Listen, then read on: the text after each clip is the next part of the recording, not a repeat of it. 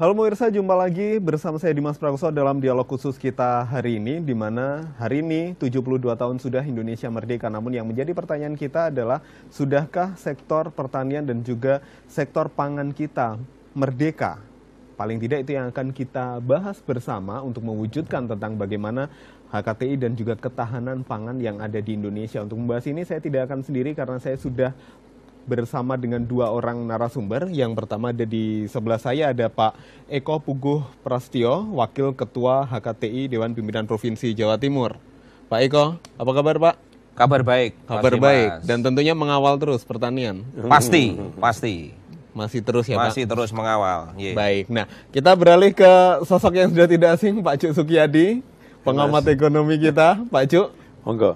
Dari tadi sudah ikut aja nanti gimana ini perbincangan kita tentang ketahanan pangan ini. Tentang ketahanan pangan. Nah, berbicara tentang ketahanan pangan sebenarnya apa yang kemudian dari ketahanan pangan ini sebenarnya perlu untuk segera ditangani, Pak Eko? Yang perlu segera ditangani, kita harus tahu posisi saat ini. Sebetulnya apa sih persoalan saat ini di Indonesia terkait dengan ketahanan pangan? Yang pertama, masalah permodalan kalau kita berbicara petani. Tetapi sebelum permodalan, saya ingin berbicara ketahanan pangan. Rasa-rasanya kita akan sangat salah kalau kita berbicara ketahanan pangan, tetapi masih ada kebijakan yang tidak mendukung harga gabah tinggi. Selama masih ada kebijakan pemerintah, harga gabah harus rendah. Itu sangat kontraproduktif dengan judul dialog kita tentang ketahanan pangan. Kalau menurut hemat saya, ada beberapa persoalan mendasar terkait dengan petani Indonesia. Mohon maaf Pak Cuk, nanti dikoreksi kalau saya salah. Yang pertama, ada persoalan permodalan. Pemerintah sudah sangat luar biasa melahirkan program-program untuk membantu para petani kita. Contoh, banyak sekali program-program subsidi yang diberikan kepada petani. Contoh konkretnya adalah subsidi pupuk. Tetapi karena permodalan petani itu juga tidak cukup, maka ketika pupuknya ada, petaninya tidak bisa nebus. Ketika pupuknya ada, tidak bisa nebus. Ketika bisa nebus, pupuknya tidak ada. Maka petani juga paling berdampak terhadap kelangsungan budidaya pertanian itu. Yang kedua, berbicara tentang teknologi.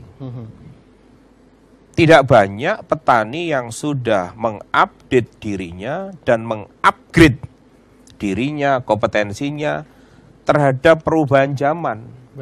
Sehingga teknologi perlu dihadirkan di tengah para petani. Selanjutnya Pak? Selanjutnya, di tengah hiruk pikuk ketahanan pangan, itu tidak bisa lepas dari yang namanya produktivitas. Produktivitas itu akan bisa dicapai maksimal ketika petani mendapatkan benih atau bibit padi yang maksimal juga.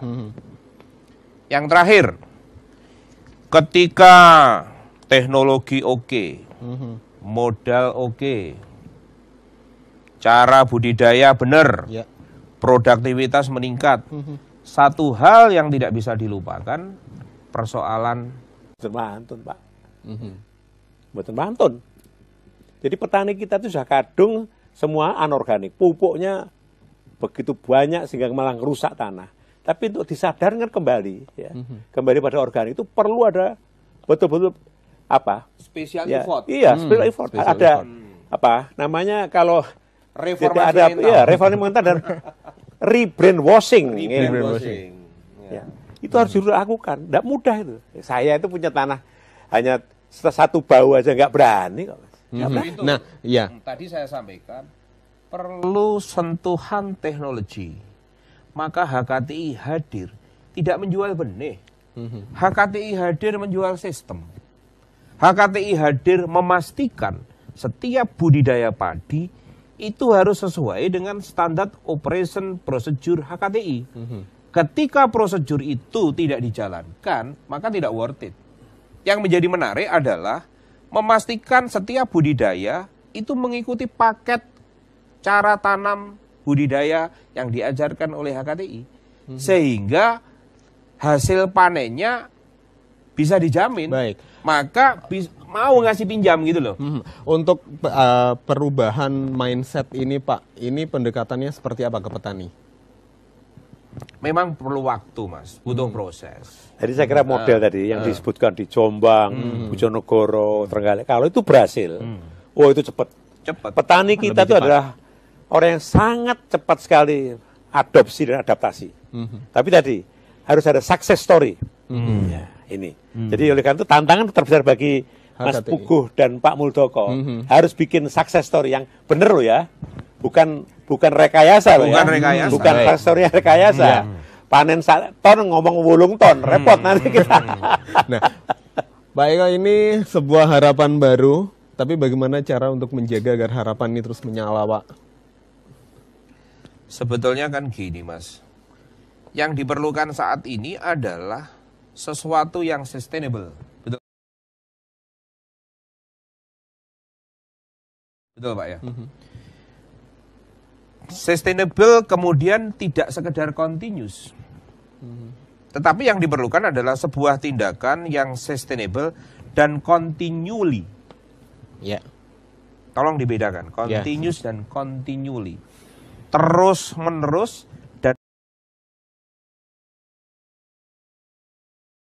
dan berkesinambungan dan sustainable.